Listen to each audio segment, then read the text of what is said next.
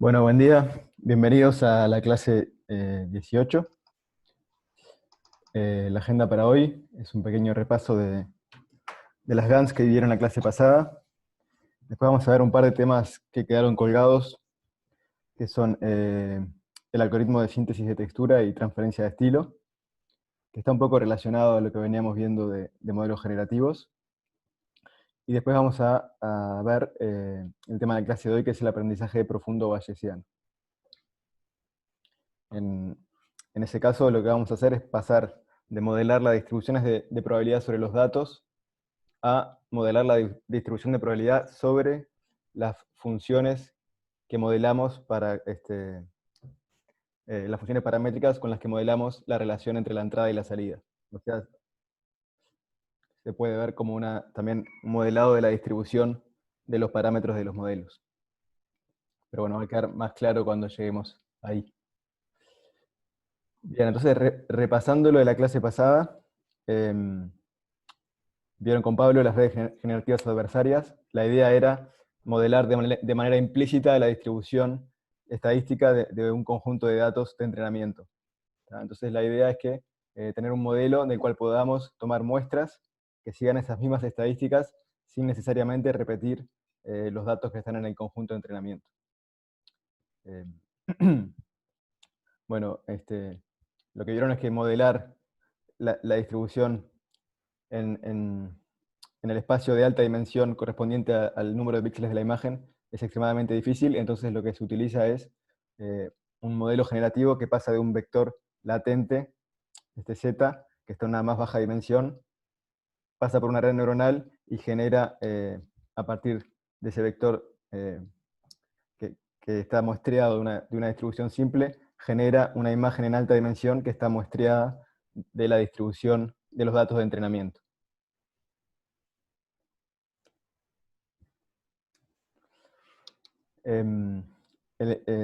Bueno, ese es el objetivo final en realidad.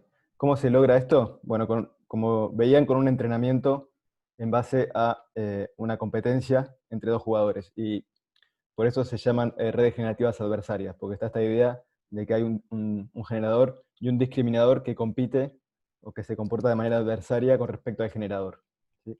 Entonces, está esta especie de juego en el que el generador trata de engañar al discriminador, el generador trata de generar muestras que se parezcan a las imágenes reales, y el discriminador trata de distinguir entre las imágenes reales y las imágenes sintéticas, ¿sí? O sea, lo que va a hacer el discriminador es partir su espacio de entrada digamos, en regiones en las que, eh, para él las imágenes que están ahí son reales, y en regiones en las que eh, les va a asignar una etiqueta de 0, o sea que esas imágenes son falsas. Y lo que va a hacer el generador es tratar de producir imágenes que vayan a parar a esas regiones donde el discriminador eh, asigna la etiqueta de una imagen real.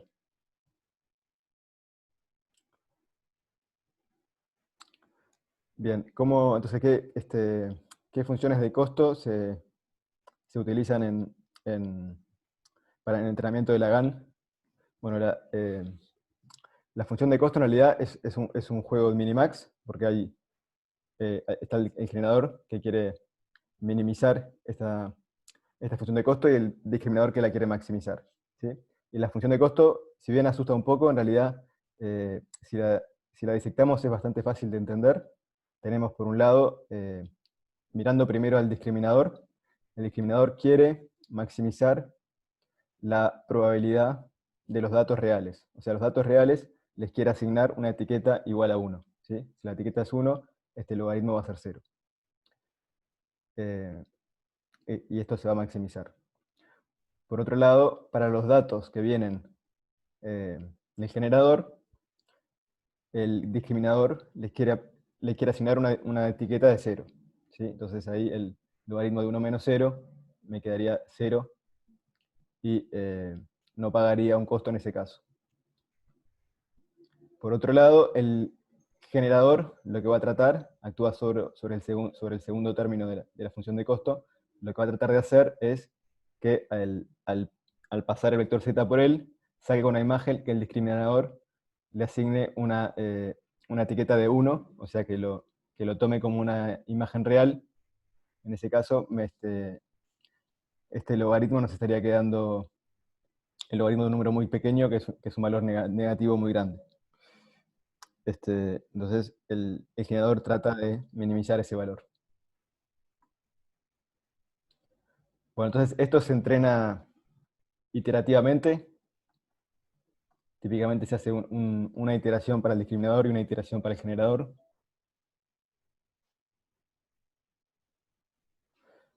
Ahí está. Bueno, en el caso del discriminador podemos considerarlo ascenso por gradiente porque está buscando maximizar la función, va a subir por el gradiente. En el caso del generador es descenso por gradiente porque está buscando minimizarla. Y vieron la alternativa que era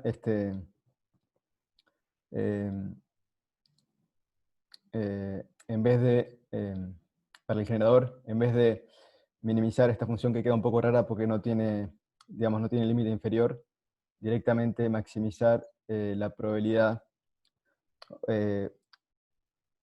o sea, maximizar la etiqueta que le asigna al discriminador buscando que le asigne la etiqueta 1. En ese caso queda un poco mejor condicionado el problema porque si el límite superior es 0. Bien, entonces la clase pasada vieron esto, después vieron que esto equivale a tratar de minimizar una especie de discrepancia entre las distribuciones de los datos reales y la distribución de los datos sintéticos, y vieron, eh,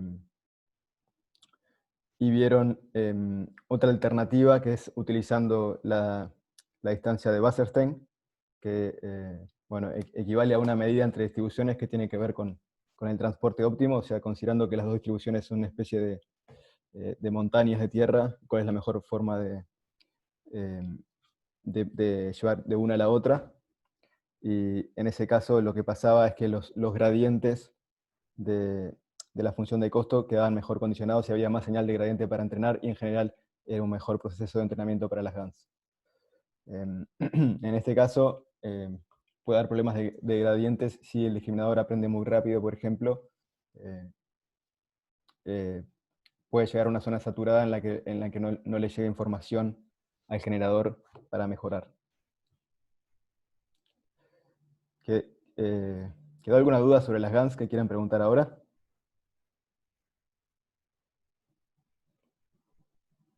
Bien, entonces pasamos al primer tema de hoy, que es la síntesis de textura y transferencia de estilo con redes neuronales. Acá la idea va a ser un poco parecida a la idea de las GANs, en el sentido de buscar machear dos distribuciones, solo que en vez de ser las distribuciones de los datos de entrenamiento, vamos a buscar machear las distribuciones de las activaciones de la red para una imagen con las distribuciones de las activaciones de la red para otra imagen. Entonces, para empezar, vamos a considerar el problema de sintetizar texturas. Aquí lo que queremos hacer es, dada una muestra de una textura, ¿sí? Que podemos verla como un proceso aleatorio con cierta estadística, queremos generar nuevas muestras que tengan la misma estadística, ¿sí? Para típicamente completar, digamos, pintar con esa textura imágenes más grandes. Entonces, ahí, bueno, por ejemplo, tradicionalmente lo que se hacía eran métodos basados en ejemplos en los que se agarra un patch al azar de la textura inicial y luego se buscan al azar patches que correspondan y que terminen generando una textura que tiene coherencia espacial, pero pero que es aleatoria, o sea que no se repiten exactamente los patches, sino que se busca que se inventen nuevas texturas siguiendo la misma distribución. Bueno, la idea entonces es hacer este mismo proceso con una red neuronal. Entonces, lo que planteaba este artículo seminal de Gattis y colegas es agarrar una red BGG, típicamente, que esta red tiene varios bloques a distintas escalas, o sea, tiene bien caracterizado, bien definido las escalas, o sea, esta jerarquía de activaciones que corresponden a distintos, digamos, niveles semánticos de la imagen. Y entonces vamos a tomar las activaciones de esta red BGG a distintos layers, o sea, a distintas escalas o a distintos niveles de esta jerarquía. Entonces, por ejemplo, consideramos que tomamos el último mapa de activaciones, que siempre es un prisma de activaciones o de features que tiene cierto tamaño espacial y cierta cantidad de canales, que acá denominamos C, que son las distintas imágenes que son mapas de activaciones.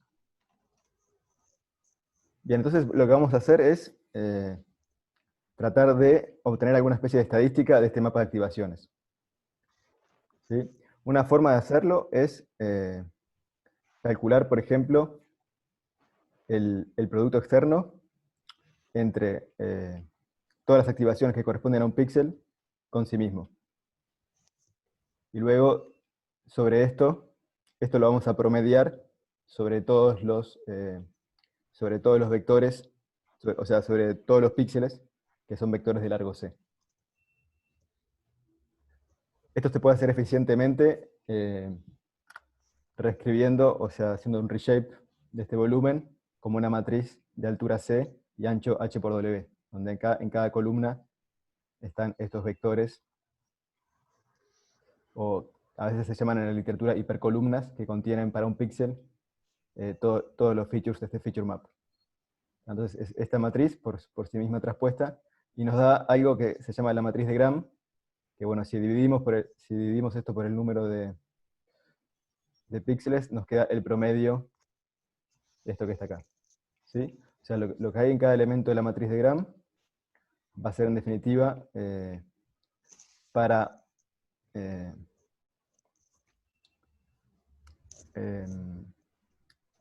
digamos, para una coordenada I y una coordenada J de la matriz de Gram, nos va a dar el promedio.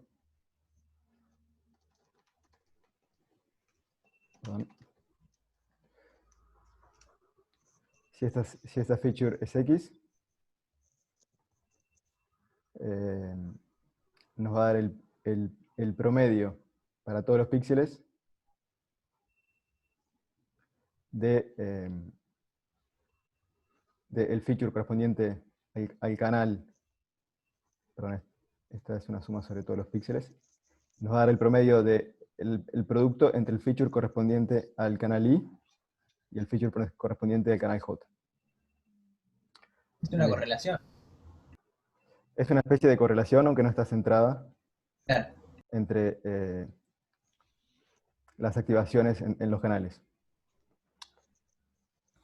Bien, entonces esta matriz de Gram, con esta matriz de Gram, que es esta especie de correlación entre los canales, es una forma de tener una estadística sobre las activaciones de la red para esta imagen. O sea, de alguna forma está caracterizando esa distribución de activaciones que dependen de la imagen y dependen de lo que haya dado la red. Entonces lo que vamos a hacer es tratar de transferirle esa misma estadística de activaciones a otra imagen. Esto lo vamos a hacer mediante optimización. Lo que vamos a hacer es tomar una imagen nueva, que empezamos con una imagen de ruido, calculamos sus features, lo pasamos por la red BGG, y también en cada una de las capas que seleccionamos, vamos a calcular esa matriz de Gram, o sea, vamos a calcular esta estadística de las activaciones, y la vamos a comparar con nuestra imagen de referencia. ¿Sí? La comparamos simplemente con la distancia euclídea al cuadrado, entre las dos matrices de Gram, y eso nos va a dar una función de costo que podemos optimizar sobre la imagen de entrada. O sea, vamos a calcular el gradiente de esta función de costo sobre la imagen de entrada. ¿Sí? Y esto, y con este gradiente podemos ir optimizando. Sí, sí, sí. Con este gradiente vamos a ir optimizando la imagen de entrada hasta obtener una imagen cuyas estadísticas en el sentido de estadísticas de las activaciones según esta red neuronal, sean similares a las de la imagen de referencia. ¿Se entiende? Y lo que hacemos es calcular esta diferencia entre matrices de Gram para las distintas capas que seleccionemos. Bueno, la función de costo total es la suma de las distancias entre matrices de Gram para las distintas capas. ¿Se entendió la idea? ¿Tienen alguna pregunta?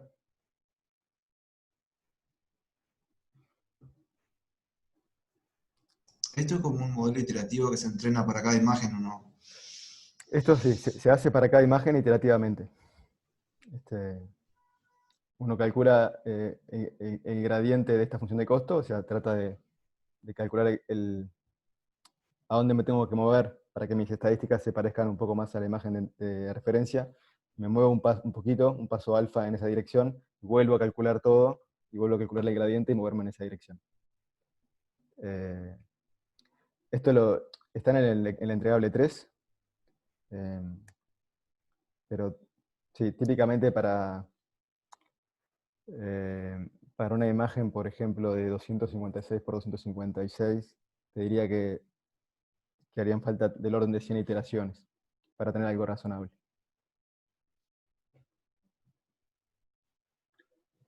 O sea, en ese esquema, ¿cuáles son los parámetros que estás actualizando? Bueno, buena pregunta. Un buen punto que me diste es la red, algo que no mencioné, esta es una red BGG que está típicamente preentrenada, por ejemplo, en ImageNet, ¿sí? Pero los parámetros de la red no se van a tocar. Lo único que se va a tocar es la imagen de entrada, ¿sí? ¿Se acuerdan que cuando hacíamos backpropagation, yo tengo típicamente tengo mi grafo computacional, tengo la imagen de entrada, tengo la red, a mi red entran los parámetros, y sale la función de costo, ¿sí?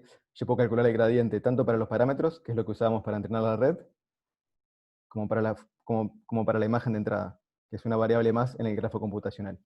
Entonces, en este caso, solo vamos a calcular el gradiente para la imagen de entrada. Los pesos están dados por el entrenamiento de esta red que fue entrenada, por ejemplo, en ImageNet. Aunque esto funciona también para redes con pesos aleatorios. De hecho, hay un paper de Gatis posterior en el que demuestra que se obtienen resultados bastante similares, aunque no tan buenos, pero bastante similares, utilizando pesos al azar.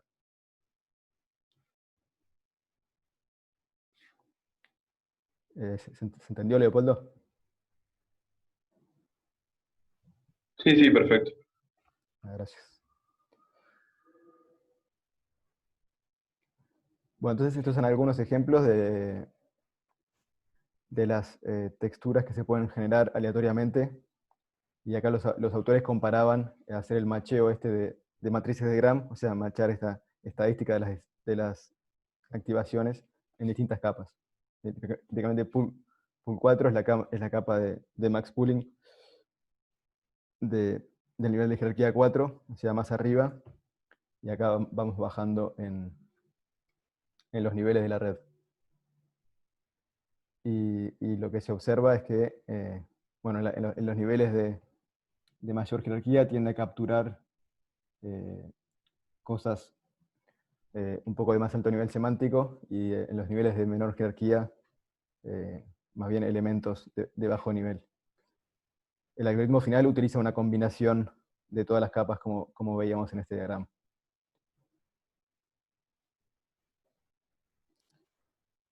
Bien, entonces una idea muy similar se puede aplicar para hacer lo que se llama transferencia de estilo, que es agarrar una imagen y aplicarle el estilo de otra imagen, manteniendo el contenido de la primera.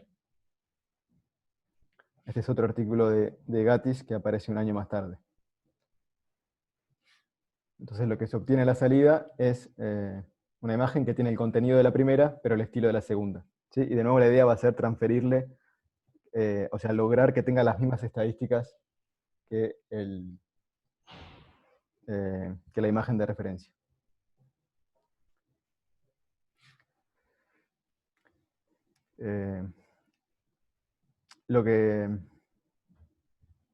Esto es un poco la misma idea, o sea, sacamos las distintas capas, las distintas feature maps, las distintas capas de la red, y según qué capa de la red, si le transferimos la estadística a esa capa, bueno, nos va a dar distintas caracterizaciones del estilo. Lo que cambia un poco ahora es la función de costo, porque tenemos que tener un término ahora que nos mantenga el contenido de la imagen original. Eso se logra simplemente agregando la diferencia entre las features de la imagen de contenido con la imagen que estamos optimizando. Esto lo que va a hacer es que si las features, ahora estamos hablando de features y no de las características de features como en la matriz de Gram. O sea, lo que tenemos a la derecha es que macheamos las features en cierto nivel de la red. Esto supuestamente lo que estaría haciendo sería imponiendo que tenga la misma semántica. Y por el otro lado, seguimos haciendo lo que hacíamos antes, que es tratar de copiar las estadísticas de la imagen con la referencia del estilo. Entonces a la izquierda tenemos la función de costo, que trata de hacer que la estadística de las activaciones sea la misma que la función de referencia de estilo, y a la derecha tenemos la función de costo de contenido, que hace que el contenido semánticamente sea igual o similar al de la imagen de referencia de contenido. Y de nuevo calculamos la suma de estas dos funciones de costo con algún peso y optimizamos sobre la imagen de entrada con respecto a esa función de costo. En general, una cosa que se puede hacer acá también es no empezar de una función de una imagen de ruido, sino empezar con la imagen de contenido, la optimización. En ese caso, este término va a empezar siendo 0 y vamos a ir tratando de hacerle matchar la estadística de las activaciones. Eso es lo que va a hacer el término de estilo, y el término de contenido va a tratar de mantener que el contenido semántico sea igual a la referencia. ¿Se entendió este algoritmo?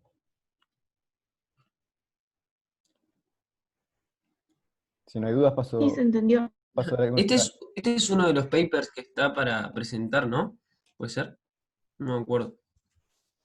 Creo que no. Ah, está. No, entonces. No me suena haberlo puesto en la lista este. Pero sí está en el práctico 3, en el entregable 3. Como opcional. Bueno, este algoritmo anda increíblemente bien. Yo he trabajado bastante sobre el algoritmo y es difícil. Realmente su versión original de 2016 es difícil de mejorar. También vamos a ver algunos ejemplos. Acá la idea es transferir el estilo de pinturas en general a esta imagen de contenido, con algunas pinturas famosas que si yo fuera Pablo Musel les podría describir con mejor detalle.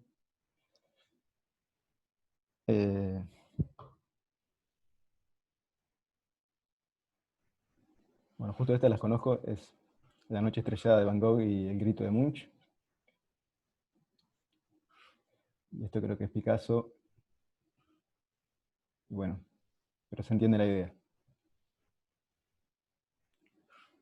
Me lo jugaría por Kandinsky, pero no estoy seguro. No está Pablo, ¿no?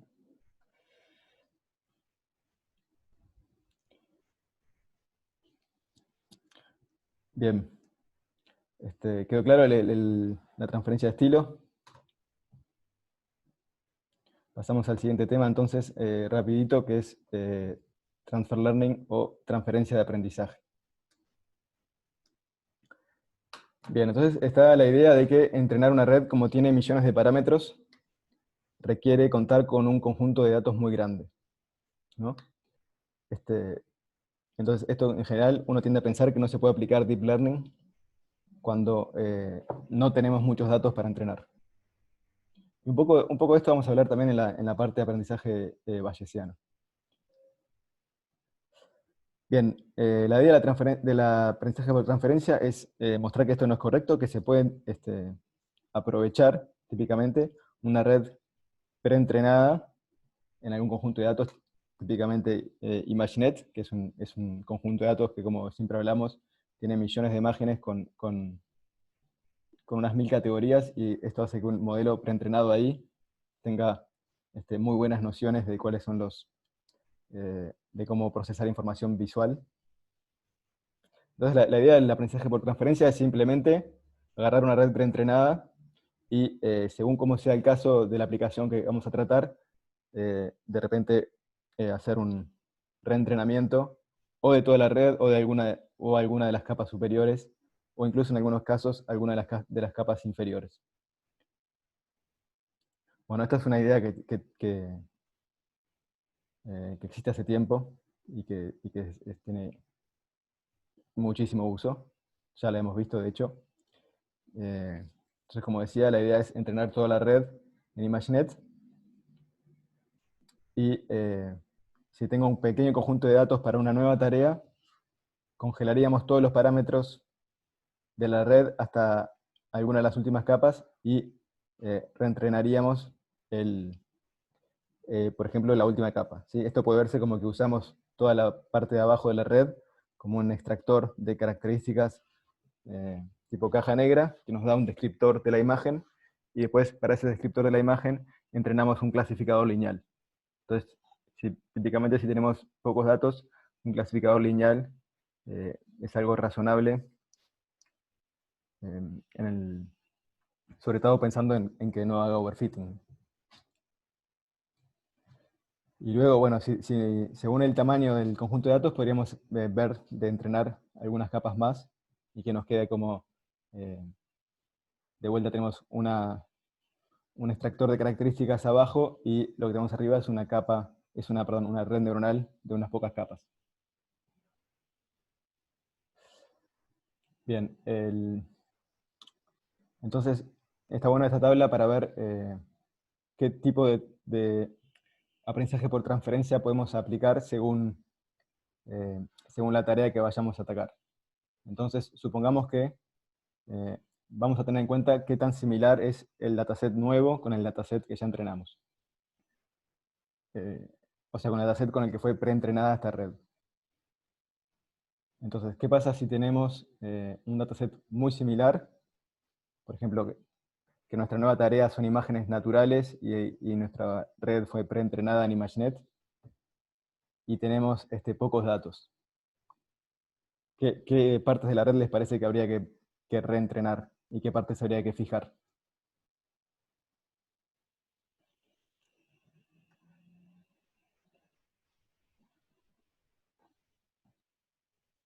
¿Alguien quiere responder? Fijar todo el principio y reentrenar la parte del final. Ahí está. Bien, Eso si tenés un dataset similar con pocos datos. si tenés un dataset similar y con pocos datos. Ah, Y esto es lo que veíamos recién, si tenemos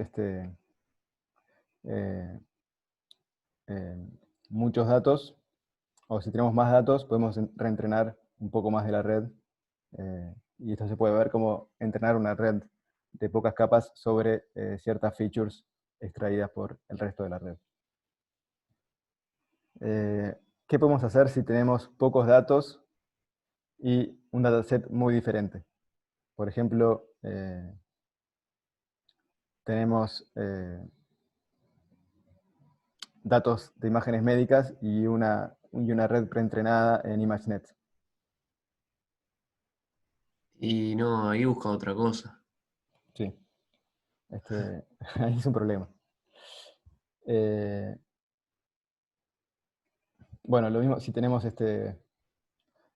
otro dataset y tenemos muchos datos, igual podríamos tratar de aprovechar lo que ya fue preentrenado. Una cosa que se puede tener en cuenta es, por ejemplo, cuando tenemos imágenes que tienen el mismo contenido semántico, pero otra modalidad de sensado. Supónganse que tenemos, por ejemplo, imágenes a color e imágenes infrarrojas del mismo tipo de escenas. En ese caso nos podría interesar reentrenar las capas de abajo que son las capas de más bajo nivel, de forma que logren extraer los mismos patrones de bajo nivel, o sea, adaptarlos a la nueva modalidad de imagen. ¿Se entiende?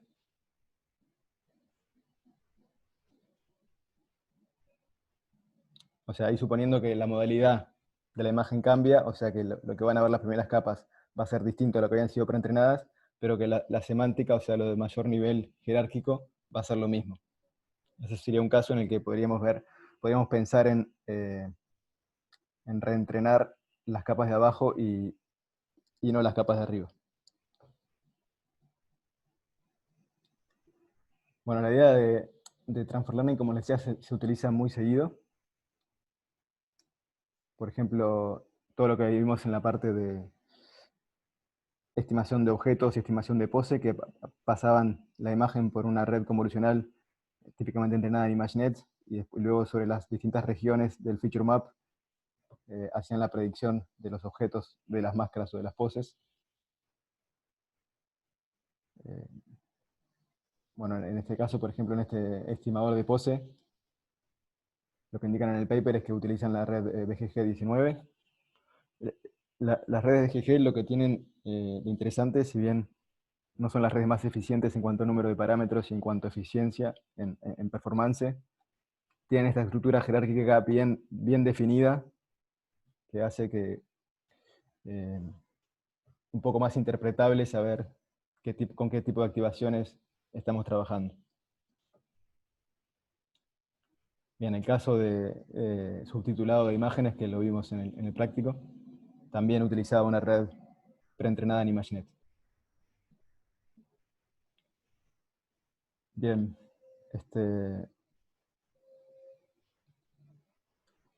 ¿alguna duda hasta acá, antes de pasar a aprendizaje profundo bayesiano? Bien, si no hay dudas, les propongo hacer la pausa ahora, y hacer una pausa un poquito más larga, y les propongo volver 9:20, si les parece. ¿De acuerdo? Dale. Vale. Perfecto, gracias.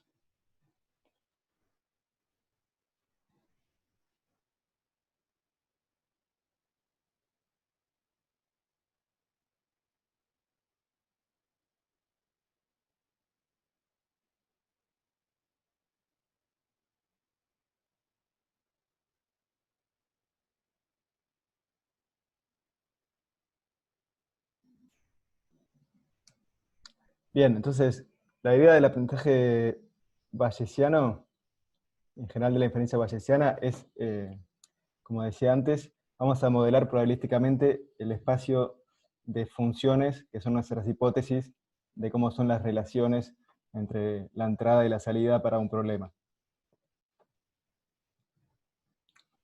En las clases anteriores de modelos generativos, habíamos modelado la distribución de probabilidad sobre las imágenes, sobre todo sobre el conjunto de imágenes de algún conjunto de entrenamiento.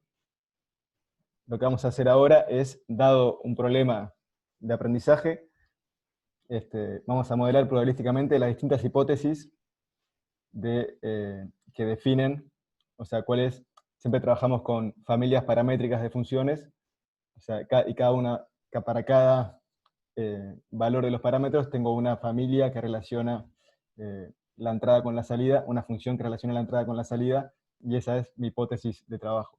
Entonces lo que vamos a hacer es modelar probabilísticamente esas posibles hipótesis. En definitiva, lo que vamos a hacer es poner una distribución de probabilidad sobre los parámetros. Entonces ahora vamos a tener, en el enfoque bayesiano tenemos una distribución de probabilidad sobre los datos y una distribución de probabilidad sobre los parámetros. Entonces, como repaso de las reglas básicas de probabilidad, que es lo que vamos a usar hoy, tenemos la regla de la suma, ¿sí? que también se llama la marginalización, que es sumar, si tengo una probabilidad conjunta, sumar sobre todos los posibles valores de una de las variables aleatorias, y me da la probabilidad de la otra variable aleatoria.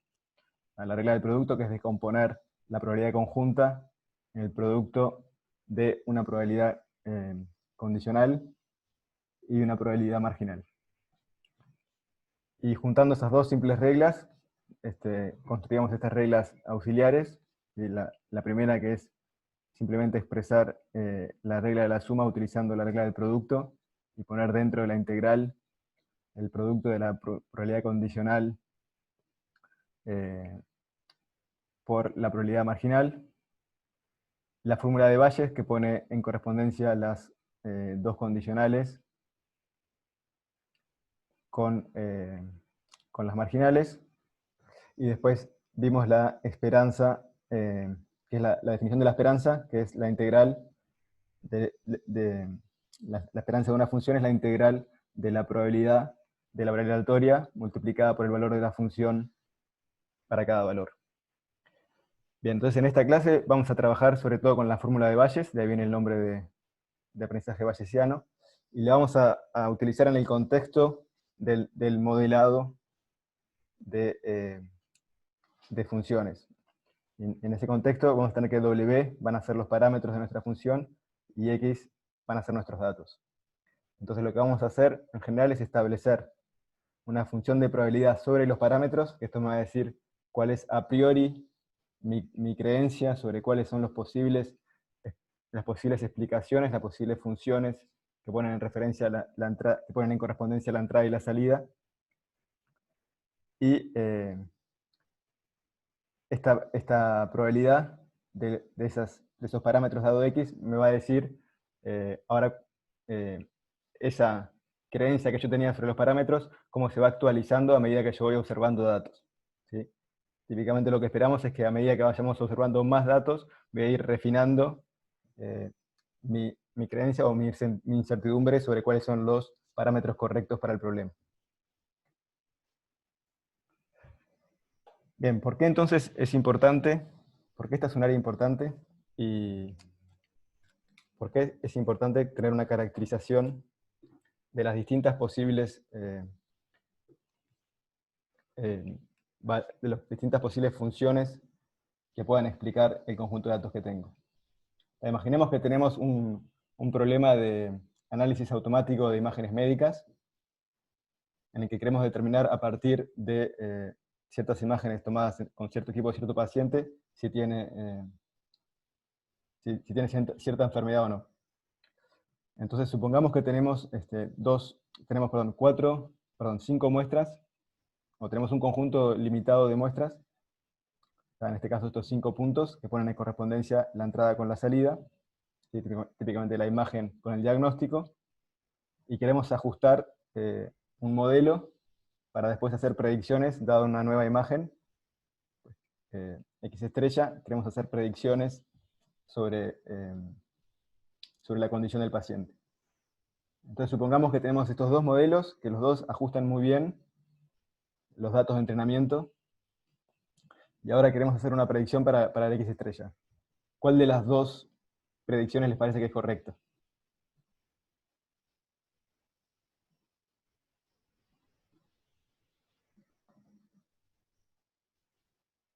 ¿Alguien se anima? La roja, porque es más simple.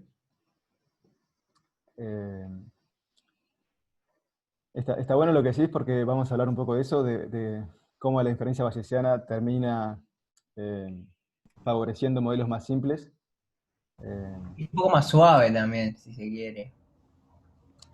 Bueno, en ese caso la verdad es que no había una respuesta correcta. En realidad, cualquiera de las dos potencialmente podría ser. La idea del modelado bayesiano es asumir esta incertidumbre sobre las posibles hipótesis y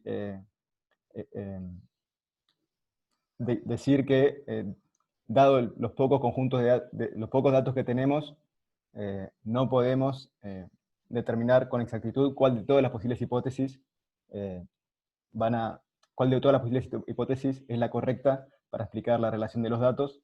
Entonces lo que vamos a querer es caracterizar una función de probabilidad sobre todas las posibles respuestas correctas que tenga en cuenta todas las posibles hipótesis que ajustan bien a los datos. En definitiva, cualquiera de las dos podría ser válida. Lo que vamos a tratar de hacer es trabajar con todas ellas a la vez. Entonces, en definitiva, acá dibujamos estas dos, pero hay muchísimas posibles modelos que expliquen estos pocos datos. Entonces, la pregunta es por qué nos vamos a quedar con uno solo de ellos, que es lo que veníamos haciendo típicamente en el aprendizaje tradicional. Si queremos responder la pregunta de cuál sería la predicción correcta para X estrella, no tenemos una buena respuesta. Entonces el objetivo es modelar justamente esta indeterminación que hay en cuanto a cuál es la hipótesis correcta, siendo que solo tengo pocos datos para determinarlo. Entonces la inferencia bayesiana, y en particular el aprendizaje profundo bayesiano, lo que nos va a dar son modelos de este estilo que nos dicen para cada punto de entrada una probabilidad sobre las posibles salidas. ¿Sí? Y típicamente lo que vamos a tener es que en los puntos que conocemos, la incertidumbre va a ser muy pequeña, y cuando nos alejamos del conjunto de datos, la incertidumbre empieza a crecer. ¿Se entiende? O sea, cuanto más lejos estoy de los datos de entrenamiento, quiero decir, bueno, acá la verdad que estoy muy poco seguro de qué puedo predecir.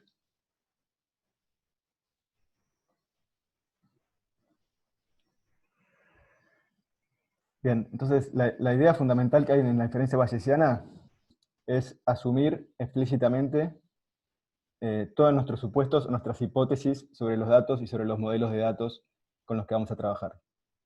¿Sí?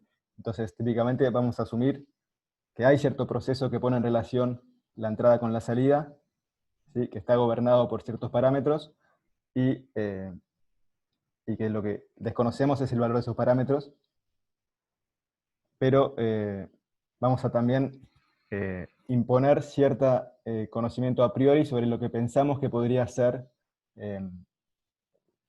sobre lo que pensamos que podrían ser esos parámetros, y por lo tanto las distintas funciones que podrían representar cada uno de esos posibles parámetros. Y luego, a partir de ese modelado probabilístico, simplemente aplicando las reglas de la suma y el producto de la probabilidad, vamos a poder inferir, dados nuevos datos, y refinando cuál es la probabilidad de todas esas posibles hipótesis. En definitiva, en el límite en el que tengamos muchísimos datos, vamos a poder quedarnos con una de las hipótesis que determina cuál fue el proceso que, entre comillas, generó esos datos con esa relación entre entrada y salida.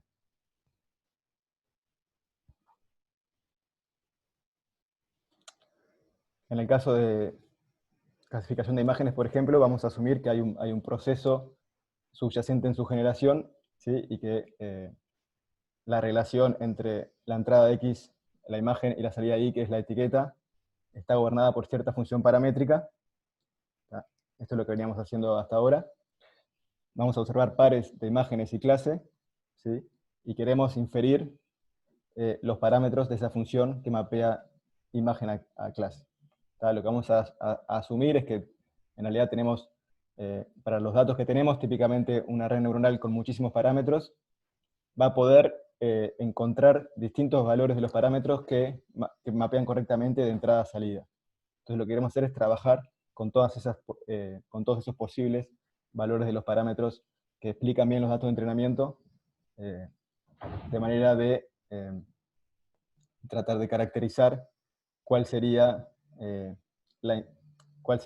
la predicción para un nuevo dato de entrenamiento, sin quedarme con uno solo de esos modelos, sino considerando todos a la vez.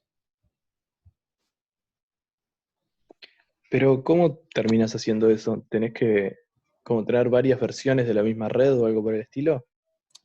Efectivamente, esa es una posibilidad. Ahora después vamos a ver tres métodos muy sencillos de aprendizaje profundo bayesiano, y uno de ellos es básicamente lo que está sugiriendo vos. Bien. Pero, bueno, más allá de lo práctico, vamos a ver ahora un poco la motivación teórica de por qué hacer esto. Como decía, supongamos que tenemos un modelo que rige los datos, y que rige las observaciones que tenemos, que es dada una entrada, la salida se forma mediante una función paramétrica de esa entrada y ciertos parámetros W, y podemos en general asumir que hay cierto ruido típicamente gaussiano que se le agrega a la observación.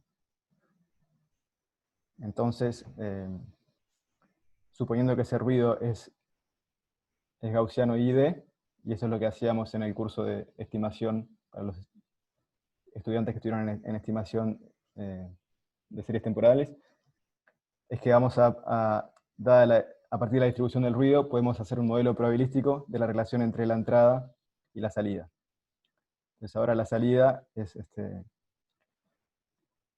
la salida está dada por una distribución gaussiana en torno a la salida del modelo y con una varianza dada por la varianza del ruido. ¿Sí? O sea, mi salida varía en torno a la... perdón, mi salida no, el valor de la y varía en torno a la salida de la función porque hay cierto ruido. Dado este modelo, típicamente vamos a buscar maximizar la probabilidad de los datos observados. ¿Sí? Acá, perdón, no aclaré, pero Y es la salida para un conjunto de n datos, por eso lo pongo como un vector. Y este X, acá hay un poco de abuso de notación, pero este X supongamos que son todas las imágenes de entrada. Entonces acá, asumiendo que el ruido es independiente, tenemos el producto de todas estas gaussianas, una para cada dato de entrada. Entonces, por ejemplo, asumiendo este modelo gaussiano, vamos a buscar los parámetros W que maximizan la probabilidad de la etiqueta dado el dato para todos los pares etiqueta-dato que observamos. Entonces, si tomamos el logaritmo de esta probabilidad, de esta gaussiana, nos queda lo que está en el exponente, que es menos 1 sobre sigma cuadrado, por la salida menos el promedio. ¿Se entiende? Y esto es típicamente lo que usamos, por ejemplo, para hacer una regresión.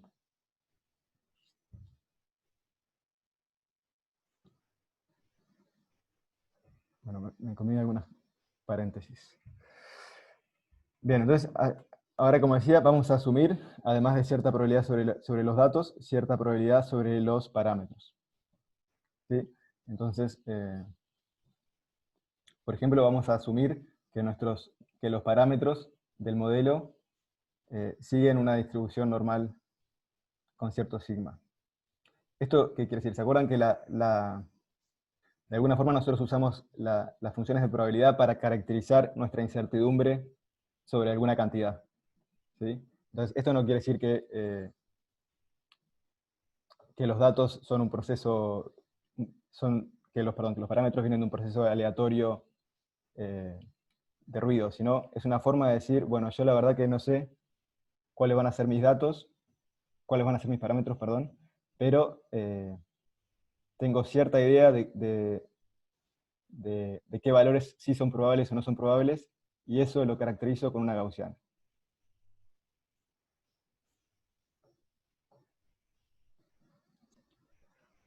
Entonces ahora lo único que hacemos es aplicar la regla de Bayes para encontrar la probabilidad de los datos, la probabilidad de los parámetros dados los datos, también conocida como probabilidad posterior o a posteriori. Acá simplemente aplicamos la regla de Bayes, que era P de W dado X. Esto en realidad, a ver, PW dado X igual a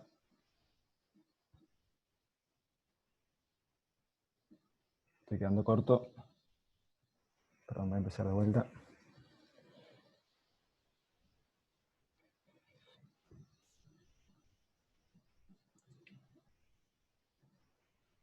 O sea, la regla de Bayes, como la habíamos visto en la slide anterior,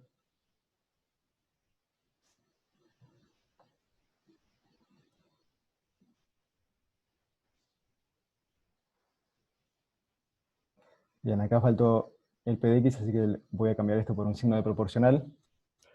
En definitiva, esto, bueno, ahora los datos son los pares XY, o sea, eso es escribir lo mismo para los pares XY.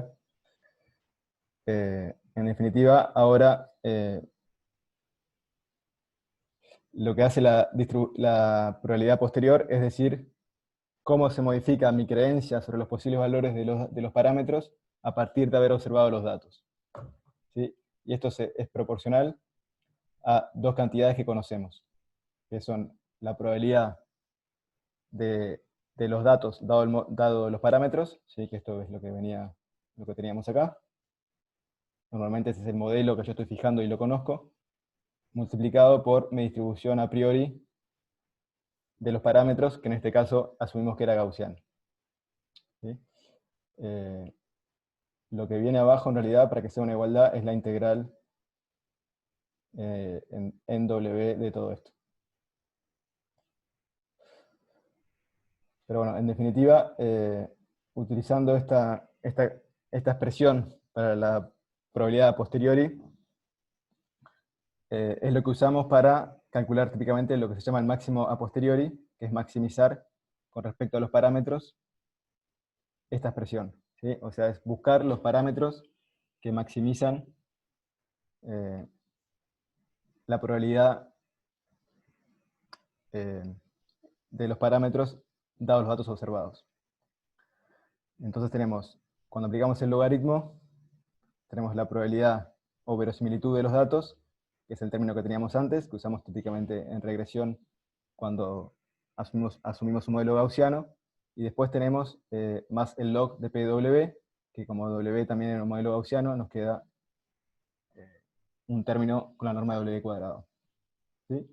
Y esto, si se acuerdan, es exactamente lo que hacíamos cuando, por ejemplo, entregábamos un modelo con regularización L2 o que llamábamos weight decay, donde, bueno, esto era un lambda. ¿Se entiende?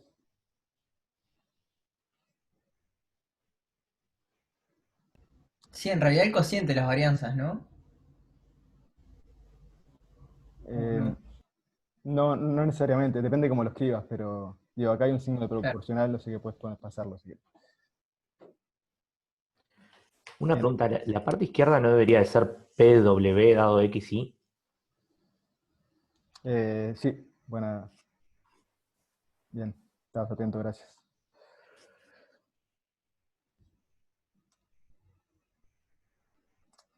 Bien, entonces, esto es lo que en realidad veníamos haciendo hasta ahora cuando hacíamos un entrenamiento con regularización L2.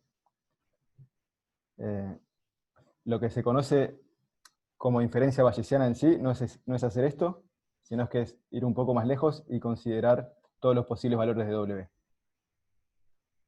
Como decíamos recién, podemos escribir la probabilidad a posteriori, que es cómo mi nueva creencia sobre los parámetros una vez que observé los datos. Y ahora lo que vamos a hacer es tratar de escribir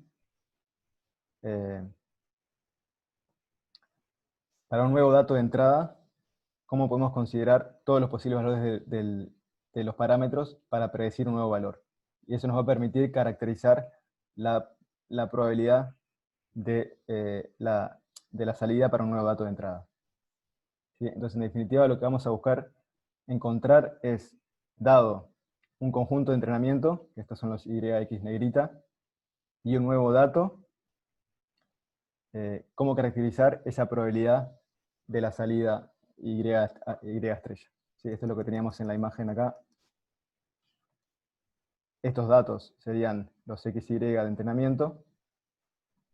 Este es mi nuevo dato que quiero consultar. Entonces, ¿cuál es la probabilidad de Y estrella? Que es el valor que iría acá. Entonces, lo que queremos hacer es caracterizar esta distribución, que se vería como algo así.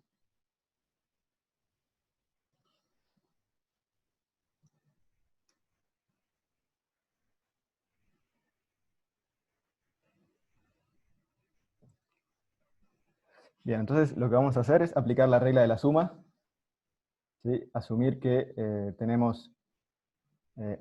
incluimos la nueva variable, la variable aleatoria W de los pesos, y marginalizamos o sumamos sobre todos los posibles valores de W. ¿Sí? ¿Se acuerdan que la regla de la suma era P de algo igual a integral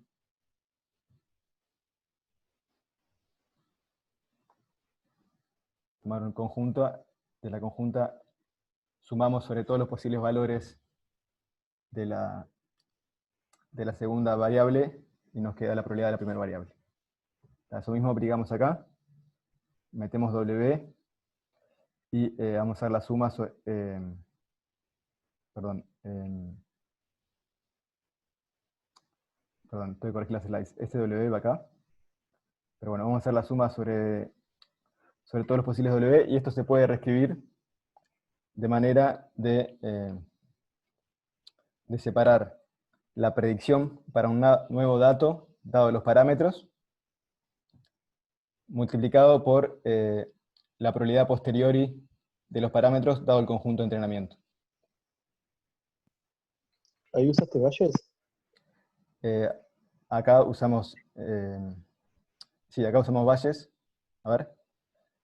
En realidad usé solo la regla del producto sobre W. O sea, para escribirlo prolijo, o más o menos prolijo, tengo la probabilidad de estrella de W dado X estrella y llamamos D los datos de entrenamiento.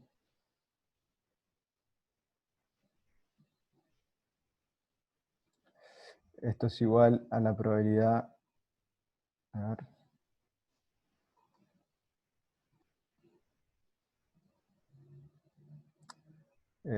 y dado W X aster D por la probabilidad de W dado X aster D. D es XY. W no depende de X asterisco, o sea que acá me queda el P de W dado D, es esto, y el P de Y estrella dado W y X estrella, porque una vez que conozco W ya no preciso los datos. Claro. Acá solo se aplicó la regla del producto.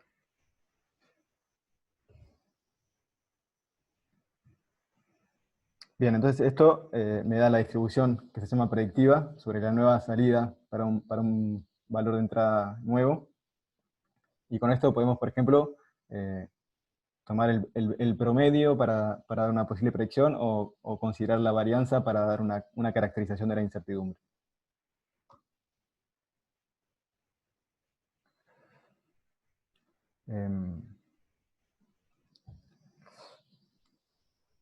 ¿Quedó claro hasta acá?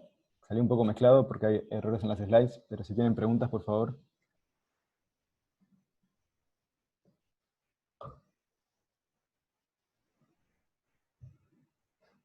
Bien, para que quede claro gráficamente, lo que estamos haciendo es, de nuevo, tratar de caracterizar, dados los datos que tengo, considerar todas las posibles hipótesis que ajustan bien los datos, y considerarlas todas juntas para ver cuál es la probabilidad de la salida para un nuevo dato dado, ¿sí? Y si ese dato dado está, por ejemplo, lejos del conjunto de entrenamiento, voy a tener cada vez una distribución de probabilidad para su salida que va a ser cada vez más ancha a medida que la incertidumbre crezca. ¿Eso queda claro?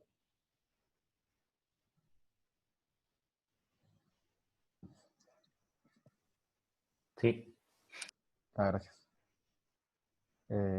Fíjense que entonces lo que está haciendo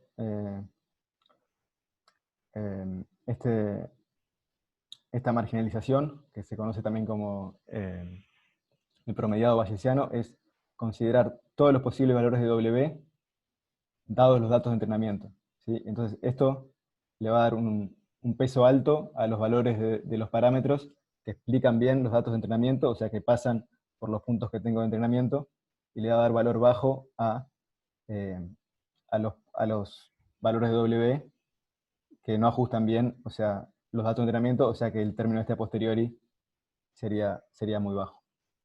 Y en definitiva lo que estamos haciendo es un promediado de todas esas posibles soluciones, ponderándolas por qué también explican los datos de entrenamiento. Bien, entonces, ¿cuáles son las aplicaciones de la caracterización de la incertidumbre? O sea, típicamente la detección de outliers, ¿no? Yo sé que si yo tengo un punto y para ese punto la salida de mi modelo me da mucha incertidumbre, bueno, es posible que ese punto no pertenezca a la distribución de datos de entrenamiento, ¿sí? Que esté muy lejos de la distribución de datos de entrenamiento. Esto es muy importante, ya lo habíamos mencionado en aprendizaje profundo, porque típicamente una red neuronal da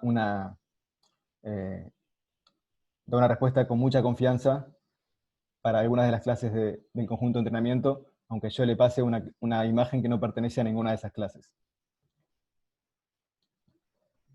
Bueno, en diagnóstico médico automático, obviamente es una de las principales aplicaciones, porque yo no quiero correr el riesgo de clasificar a un paciente como sano cuando no está sano. Entonces, en el caso de que el sistema me reporte que tiene mucha incertidumbre sobre un nuevo paciente, en ese caso le derivamos las imágenes o el paciente o a un especialista que, suponiendo que el especialista o experto va a poder determinar cuál es el estado real. Se usa mucho para autos autónomos, ¿sí? En particular, acá la idea es que si el auto se encuentra en una situación de incertidumbre, le devuelva el control al conductor, ¿sí? Por ejemplo, en este caso, es un trabajo de estimación de incertidumbre sobre las predicciones píxel a píxel de la imagen que ve el auto, ¿sí? Típicamente, un problema que hay en conducción autónoma es predecir para cada píxel de la imagen a qué tipo de objeto pertenece para saber por dónde se puede mover el auto. Y entonces acá lo que tenemos es una representación de la incertidumbre, ¿sí? Medida como la varianza de esa distribución predictiva, que dice qué partes el sistema no está muy seguro de lo que sean, ¿no? Entonces, si el auto se encontrara sobre una zona donde el sistema está muy seguro, le pasaría el control al conductor para que, bueno, para que maneje y resuelva la ambigüedad. Otra área muy interesante es el área de Active Learning o aprendizaje activo. Ahí la idea es que yo tengo un conjunto tengo un modelo que estoy entrenando activamente, y cuando el modelo da una nueva muestra, me da mucha incertidumbre a la salida, yo puedo decir, bueno, este tipo de muestra es un tipo de muestra que no sé clasificar muy bien, por favor, anotala y devolvémela.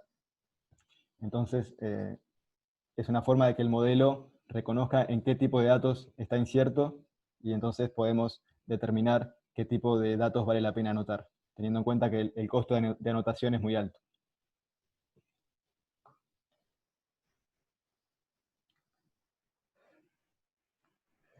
Bien, una cosa interesante para remarcar es el rol del prior, que hasta ahora asumimos una gaussiana estándar, pero en definitiva esto va a estar modelando cuál es mi creencia en principio sobre las posibles hipótesis que puedan explicar los datos.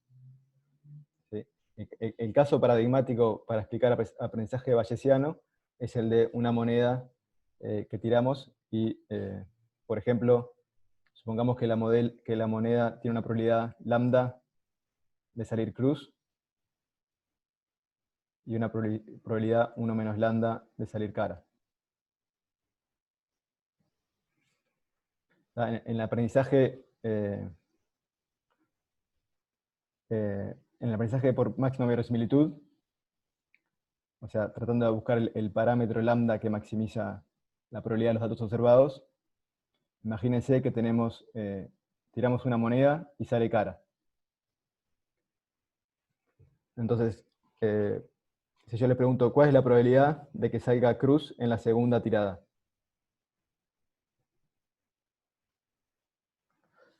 Bueno, lo que va a pasar es que si yo ajusto mis parámetros por máxima verosimilitud para el dato observado, que es un solo dato, bueno, él me va a decir, bueno, quiero maximizar la probabilidad del dato observado, que es 1 menos lambda, y entonces en ese caso me daría lambda igual a 0. O sea, no tendría probabilidad de sacar cruz en la siguiente tirada. En el caso del aprendizaje bayesiano, como estamos poniendo un prior sobre ese valor de lambda, podemos de esta manera decir, bueno, yo a priori, en realidad, no estoy seguro sobre cuál va a ser el valor de lambda, pero no me la quiero jugar. Entonces, por ejemplo, podríamos poner un prior que va entre 0 y 1. ¿Sí? El prior siempre lo elegimos nosotros. Esto tiene que ver con lo que decía antes de sincerar, de hacer explícito cuáles son nuestras hipótesis o nuestros supuestos sobre el problema. Entonces, si yo, por ejemplo, tuviera un prior de entre 0 y 1 uniforme, lo que sucedería al observar que la primera tirada sale cara es, perdón, esto es cómo actualizo, bueno, W en este caso es lambda, es cómo actualizo mi incertidumbre sobre lambda una vez que vi ese primer experimento que es una tirada.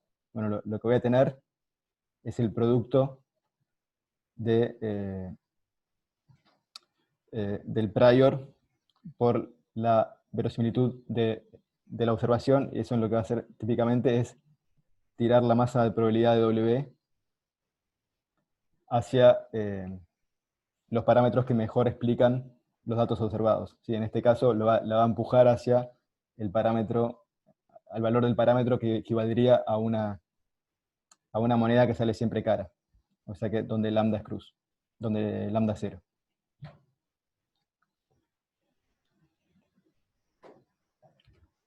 Sí, en definitiva, como decía, se puede ver todo esto como que actualizamos nuestra creencia que definimos a priori sobre los parámetros a medida que vamos observando los datos.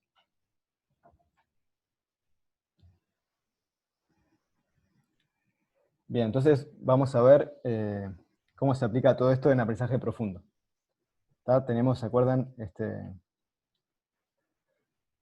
La definición de la distribución predictiva, que nos dice cuál es la probabilidad de la salida, dado un dato nuevo, y todos los datos con los que tengo de entrenamiento. Y lo que vimos es que era este promedio ponderado, donde tengo la relación entre entrada y salida dada por el parámetro, multiplicado por la probabilidad a posteriori del parámetro dados los datos de entrenamiento. ¿Sí? Esto representa, en definitiva, esta suma está sumando sobre todas las posibles hipótesis que pasan por los datos de entrenamiento y que en definitiva básicamente son libres de seguir para cualquier lado cuando se alejan de los datos.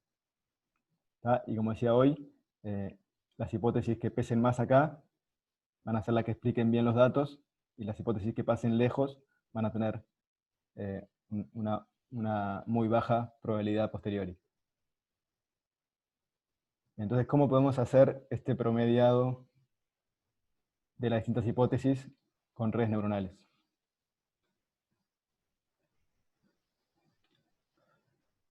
Bueno, ¿se entendió hasta acá? ¿Hay alguna duda? Bien, lo que podemos hacer primero es identificar esta expresión como una esperanza. Si se acuerdan que la esperanza es el promedio ponderado por una probabilidad de cierta función de la variable aleatoria. En este caso identificamos la variable aleatoria como W, y su probabilidad dada por la probabilidad posteriori. Entonces, esto es como tomar la esperanza de W, digamos, muestreado según la distribución posterior de esta cantidad. Y ahora lo que vamos a hacer es aproximar esta esperanza por la esperanza empírica o el promedio, también la aproximación de Monte Carlo, que es simplemente tomar muestras de W según esa distribución y hacer el promedio empírico de la salida para la entrada, dado los parámetros W que sorteamos. ¿Sí? Lo que podemos ver es que lo que hacíamos hasta ahora, en definitiva, era cuando nos quedamos con un solo parámetro, era aproximar básicamente esta función, esta distribución a posteriori por una delta en W igual al W máximo a posteriori que se hallaba optimizando la función de costo de ajuste de datos más el término de regularización L2. ¿Se entiende esto?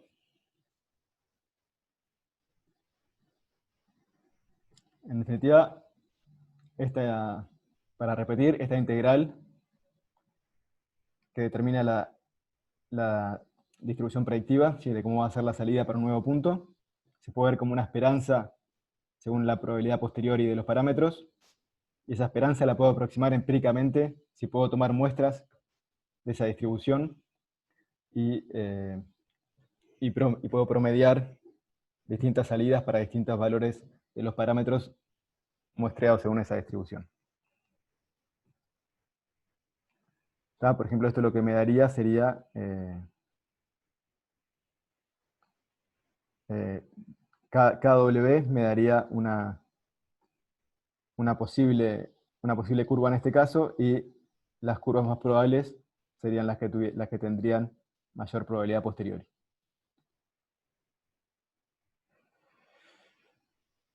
Bien, entonces está, como dije recién, típicamente lo que hicimos antes era aproximar esta distribución a posteriori por una delta, o sea, quedarnos con un solo valor de los parámetros.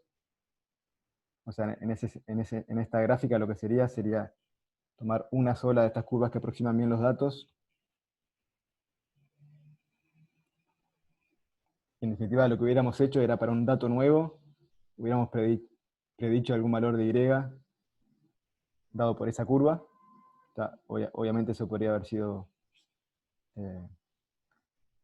podría haber caído muy lejos de la realidad. Entonces lo que vamos a hacer es, en vez de utilizar una sola de esas curvas, tratar de considerar varias de ellas según su probabilidad posterior. Entonces el objetivo va a ser buscar aproximaciones a la verdadera probabilidad posterior, que puede ser difícil de calcular. Entonces vamos a buscar una aproximación Q, una distribución auxiliar Q de W que se aproxime lo más posible al posterior W dados los datos.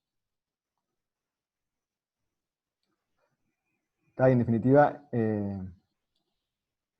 aunque la aproximación Q que obtengamos sea mala, en general debería ser mejor que quedarnos con un solo punto de todos los posibles W. Y esta ilustración lo que muestra es, imagínense que tenemos la distribución a posteriori de los parámetros dados los datos, ¿sí? O sea, lo mismo que está acá. Y vemos cómo hay parámetros que son más probables que otros, y que pueden estar separados, pueden estar en distintas regiones del espacio de parámetros. ¿Sí? Y lo que muestra la gráfica de abajo es cómo para cierto dato, cada uno de esos parámetros va a estar dando una curva, como en la figura anterior. Cada uno de esos parámetros determina una curva, y cada una de esas curvas va a estar dando un valor distinto para la salida Y. ¿Está? Y en definitiva, al considerar varios parámetros, por ejemplo, imagínense que en nuestra aproximación consideramos estos 5 parámetros. ¿Está? Los 5 parámetros representan 5 distintas posibles funciones. ¿Sí? Entonces, mi versión aproximada de la distribución predictiva va a estar dada por las 5 distintas predicciones de esos 5 posibles funciones. ¿Se entiende?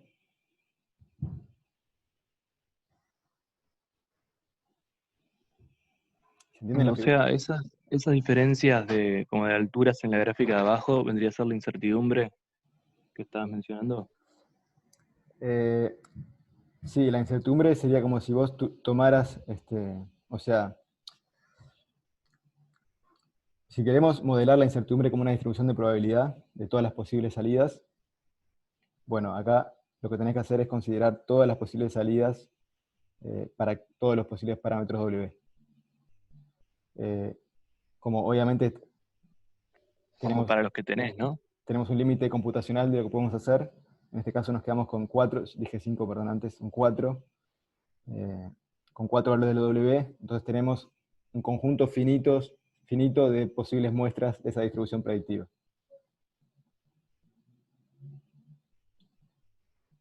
Pero sí, o sea, esta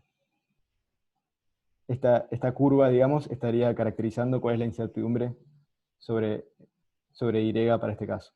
O sea, está mostrando que distintos valores de W me darían distintas respuestas. Esto sería equivalente en la figura a donde cortan cada W para el X estrella. O sea, para un nuevo dato X, los distintos W me van a dar distintos valores de salida. Bien. Eso sería un corte, o sea, esto sería un corte aquí.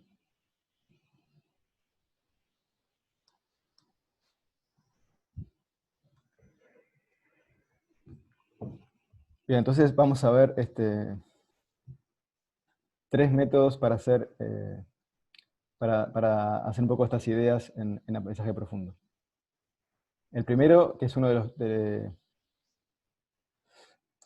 es uno de los primeros métodos de aprendizaje profundo bayesiano que aparece en esta nueva ola de aprendizaje profundo, porque ya, o sea, el aprendizaje profundo bayesiano ya se hacía en los años 90. La idea de este artículo, que se llama Bayes by backprop, es asumir que cada uno de los pesos, cada uno de los W sub I, tiene cierta distribución. En este caso, por ejemplo, vamos a asumir que es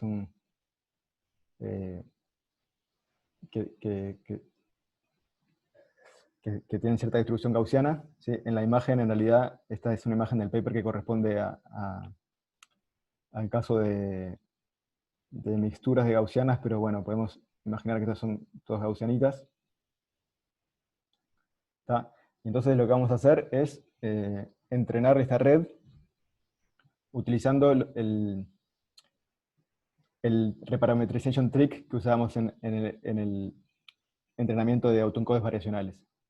¿Sí? ¿Se acuerdan que en el entrenamiento de autoencodes variacionales nosotros teníamos un problema muy parecido, que era que queríamos aproximar el posterior de la variable latente dados los datos, y lo aproximábamos con una función Q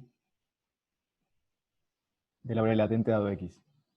Y se acuerdan que Q lo modelamos como una gaussiana, y lo que hacíamos era, con el encoder, dada la imagen X, el encoder predecía la media mu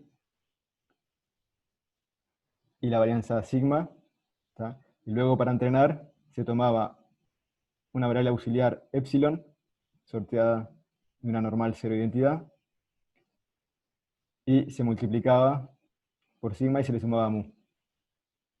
¿Tá? Y esto permitía hacer el entrenamiento. ¿Tá? ¿Se acuerdan que el grafo computacional nos quedaba algo así? Esto permitía entrenar los parámetros de una distribución de probabilidad. ¿Sí? O sea, de acá van a salir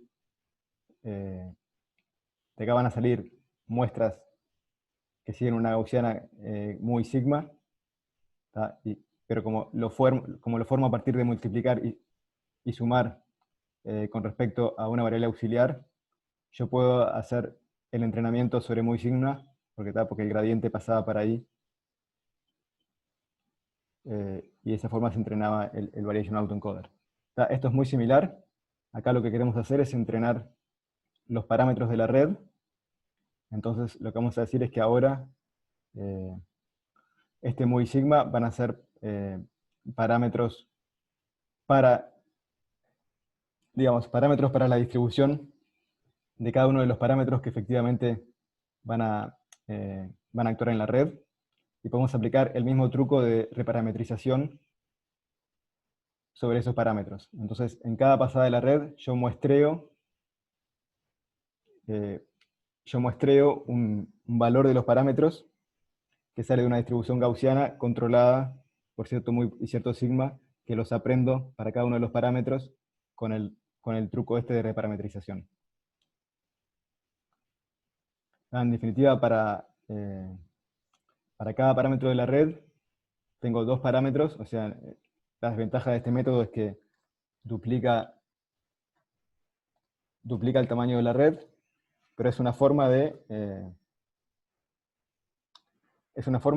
aproximar una distribución sobre los parámetros, y al aprenderla con un conjunto de datos, estamos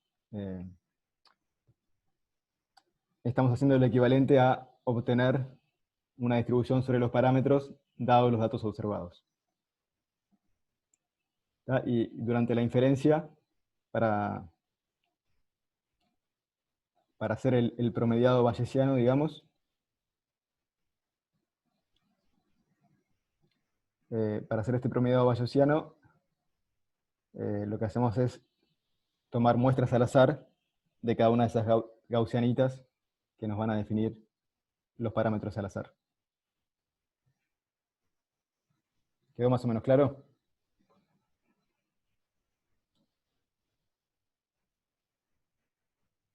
Bien, en definitiva, lo que estamos buscando es poder muestrear los parámetros de la distribución a posteriori. ¿Tá? Esta es una forma de muestrar parámetros de cierta distribución y controlar esa distribución aprendiendo la media y la varianza usando el reparameterization trick.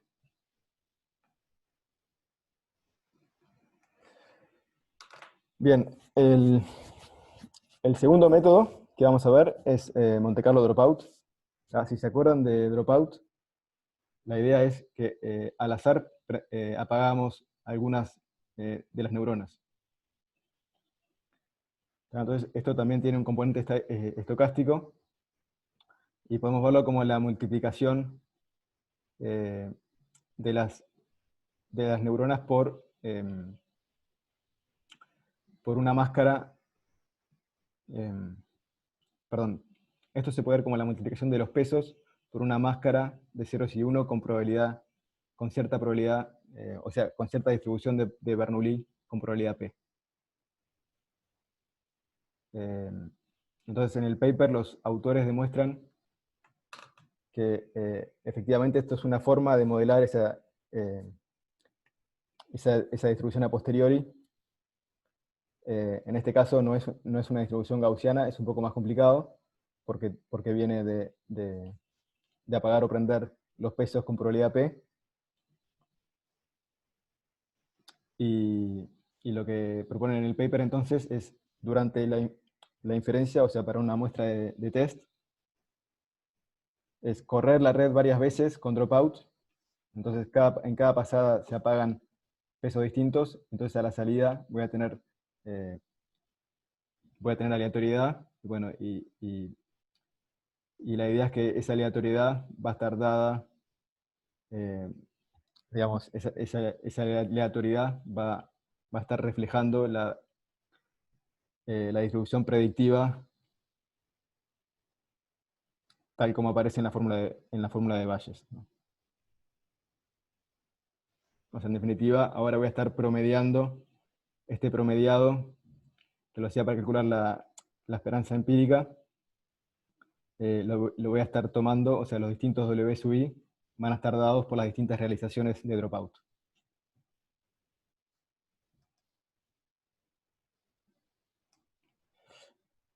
Bien, y finalmente el tercer método, que tiene que ver con lo que decía Juan Diego al principio, es efectivamente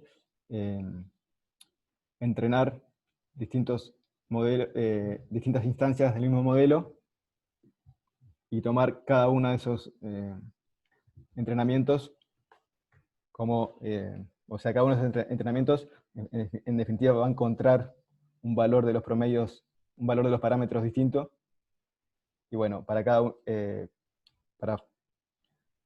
de esos valores tengo una predicción y tomo la distribución empírica sobre esas predicciones. Y esta es un poco la misma idea que aparecía en esta figura. O sea, esto sería la probabilidad a posteriori de los datos, de los parámetros. Típicamente en el entrenamiento buscamos un máximo a posteriori, o sea, nos quedaríamos con uno de estos máximos. si relanzamos el entrenamiento distintas veces partiendo de distintos valores de W iniciales, podemos esperar que vamos a encontrar distintos picos de esta distribución. Y en definitiva, al final, vamos a estar haciendo lo que hacíamos acá, que es tomar las distintas salidas como una distribución empírica de la probabilidad de la distribución predictiva. Recuerden que en el entrenamiento estándar de la red equivalía a maximizar la log probabilidad posterior. Y en definitiva, cuando yo lanzo ese entrenamiento, esa optimización en distintos puntos del espacio, puedo llegar tal vez a distintos valores de máximos locales de la posterior, y esos valores distintos reflejan o corresponden a distintas curvas de relación entre entrada y salida. Entonces, al entrenar varios modelos, lo que tengo son varias de estas curvas, y y me quedo con las proyecciones de cada uno de ellos. Esto que parece bastante simple, bueno, es un artículo de 2017 donde muestran que es algo bastante razonable y que compite con otros métodos de aprendizaje profundo bayesiano mucho más intrincados.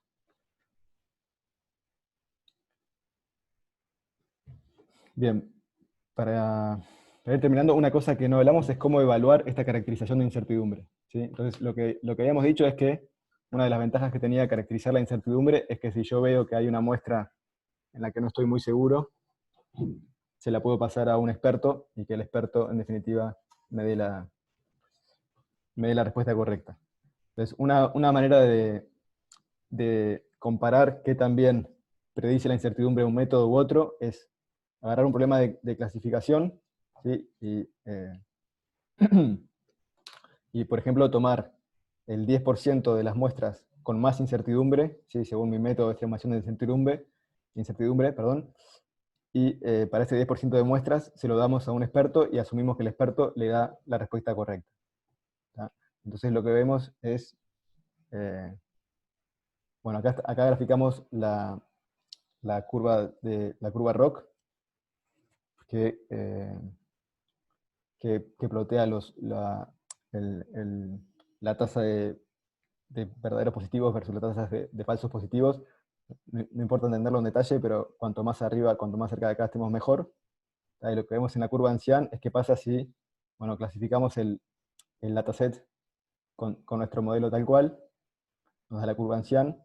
Si agarramos de ese dataset el 10% de las muestras más inciertas y se la damos a un experto, bueno, mejoramos, en general esperamos mejorar la predicción, porque ahora ese 10% va a tener la respuesta correcta, pero ahí la comparación clave se da entonces en cómo elegir ese 10%, y si el método es bueno, va a elegir el 10% más incierto, que va a producir una mejor ganancia comparado con procesar todos los datos por el método nomás.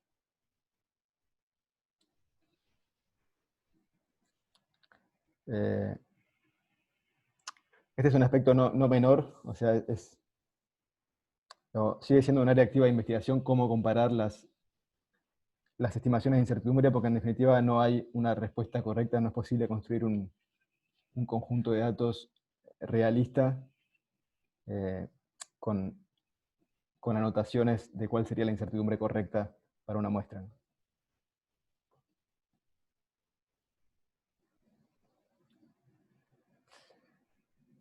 Bien, para terminar, algo de lo que hablamos antes es de cómo en el modelado bayesiano emergen los modelos más simples automáticamente. Entonces, lo que muestra esta figura, que está tomada de este artículo, que está súper interesante, lo recomiendo fuertemente, es en definitiva, supongamos que queremos comparar dos modelos, ¿no? Tenemos un conjunto de datos y queremos comparar dos modelos. Por ejemplo, imagínense que tenemos un conjunto de datos, no sé, por ejemplo, número de estudiantes de ingeniería por año, y nos da algo así.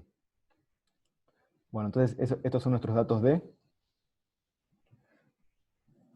Y supongamos que tenemos dos modelos, un modelo M1 y un modelo M2. Entonces, esta probabilidad está expresando cuál es la probabilidad de que el modelo correcto sea M1, dado que observé estos datos. ¿Sí? Y la vamos a comparar con la probabilidad de que el modelo correcto sea M2, dado que observé los mismos datos. ¿Sí? Vamos a hacer el cociente. Entonces, aplicando la regla de Bayes, esto lo podemos reescribir como la probabilidad que tienen los datos bajo cada uno de los modelos por la probabilidad a priori de esos dos modelos. ¿Tá? Por el momento vamos a asumir que cualquiera de los dos modelos, para mí, a priori son igualmente posibles. ¿Tá? Y esta probabilidad de los datos, dado el modelo, es lo que está en la gráfica. ¿Sí? Una forma de pensarlo es pensar como si el modelo fuera un modelo generativo, entonces cuál es la probabilidad de que este modelo generativo haya generado los datos que observé. Entonces, ¿qué es lo que vemos en la gráfica? Vemos, por ejemplo, que bueno, en el eje horizontal, imagínense que tenemos todos los datasets del mundo, desde los más simples a la derecha hasta los más complejos. Entonces a la derecha tengo datasets simples que tal vez son linealmente separables, tengo MNIST, que es el dataset de dígitos, tengo CIFAR 10 en el medio, y tengo a la izquierda CIFAR 10 con las etiquetas entreveradas. Entonces, lo que muestra la probabilidad de haber generado los datos para cada modelo es que, por ejemplo, si el modelo es un modelo lineal, va toda la probabilidad, toda la masa de probabilidad de ese modelo va a estar asignada a datasets muy simples, ¿no? Que son los datasets que son linealmente separables. Entonces, en definitiva, ese modelo solo puede explicar datos que sean muy simples. En el otro extremo tenemos el modelo rosado, que imaginemos una red totalmente conectada, súper llena de parámetros, que puede aproximar cualquier dataset. Entonces, ese modelo, como puede explicar cualquier dataset, tiene que distribuir su masa de probabilidad entre todos los posibles datasets. Y finalmente tenemos el modelo verde, que es una red convolucional, que tiene cierta tendencia a explicar mejor datasets de imágenes, por ejemplo, por los propios sesgos que tiene una red convolucional con respecto a el tratamiento jerárquico de la información, o la equivariancia o traslación, o cosas que tienen que ver más con el mundo de las imágenes. Entonces, ese modelo va a poder explicar mejor los datasets con imágenes, ¿no? Entonces, en definitiva, para un dataset, imaginemos, para empezar, que queremos comparar, tenemos un dataset acá, que es linealmente separable, y queremos comparar los tres modelos. Para usar la fórmula de abajo, comparemos dos modelos. Por ejemplo, el modelo violeta, el modelo lineal, con el modelo rosado. Entonces, de nuevo, volviendo a la fórmula me dice, dados los datos observados, ¿cuál de los dos modelos es más probable? Y aplicando la regla de Bayes, damos vuelta a la relación y nos queda cuál es la probabilidad de esos datos, dado cada uno de los modelos. Entonces, ¿qué va a pasar? Si los datos son simples, si los datos son simples y linealmente separables, en este caso el modelo lineal tiene mayor probabilidad de haber generado esos datos. Entonces, le va a ganar, digamos, en este ratio, le va a ganar al modelo más complicado. ¿Tá? De esa manera, haciendo pura inferencia bayesiana, que es nada más que aplicar la regla del producto y la suma de la probabilidad, automáticamente emerge como ganador el modelo más simple para explicar un conjunto de datos simple. ¿Tá? Y esa es la idea del Occam's Razor, o la navaja de Occam, que lo que dice es que de todas las hipótesis posibles, siempre lo mejor es quedarse con la hipótesis más simple.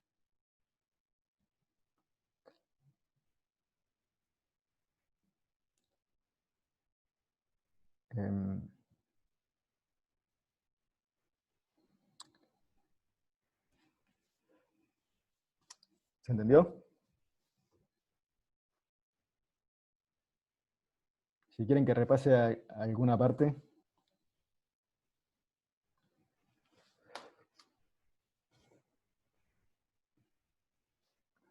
¿Están ahí? ¿Sobrevivieron?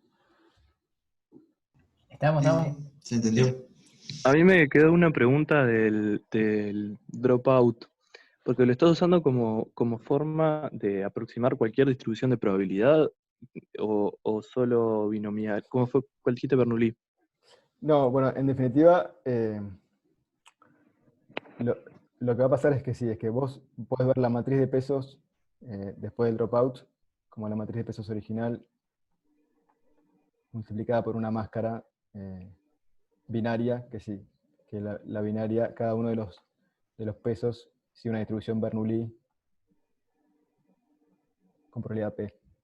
Pero en definitiva, vos este W lo estás aprendiendo, o sea que lo que veas a la salida, sí, o sea, no sé cómo, no sé exactamente de qué forma tiene la salida y si tiene un nombre, pero en definitiva vos estás aprendiendo una distribución que va a estar dada por los parámetros que aprendas acá y que se multipliquen aleatoriamente, y aleatoriamente se prendan o se apaguen. No sé si esa era tu duda. Sí, más o menos. Voy a tener que pensarlo un poquito más. Está. Yo tengo una consulta, José. Sí. Básicamente lo principal de esto es eso que comentaste, lo de que se hacía lo de la reparametrización, ¿no? Porque digo, vos cuando haces dropout, vos utilizás esto en el entrenamiento y después en la aplicación, en la fase de aplicación, digamos, vos usás todos los parámetros. Sin embargo, en el otro caso, vos, por más que estés testeando, digamos, también estás sorteando medias y varianzas de cada parámetro, ¿no? O sea, como que ahí el modelo sí lo va sorteando, va cambiando. En el otro, una vez que entrenaste, ya es siempre el mismo modelo, ¿no? Ah, buena pregunta porque diste dos puntos importantes. Uno, sobre el truco de la reparametrización. Sí, acá no lo dije explícitamente, pero en definitiva es básicamente lo mismo que el truco de la reparametrización que hacíamos acá, solo que acá tenemos una gaussiana y acá tenemos una Bernoulli. Pero la idea es lo mismo, para poder generar cierta aleatoriedad y ser capaces de entrenar bajo aleatoriedad, siempre descomponemos entre una parte que se entrena y una parte aleatoria que no se entrena. El segundo punto es de cómo se ejecuta durante test. No, en este caso, dropout no se ejecuta igual que normalmente, como lo hicieron en el práctico, por ejemplo, sino que acá dropout durante test se ejecuta igual que durante entrenamiento. O sea, durante test también se apagan al azar neuronas, lo que se hace es se ejecuta varias veces, cada una de esas veces se apagan neuronas distintas. Entonces cada ejecución te va a dar una respuesta distinta a la salida. Ah, ok. Es una forma de construir una distribución empírica a la salida sobre las posibles respuestas.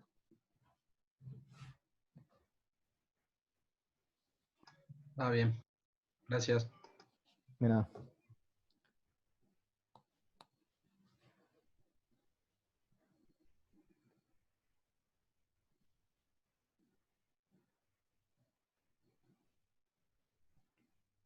Bueno, voy a parar la grabación.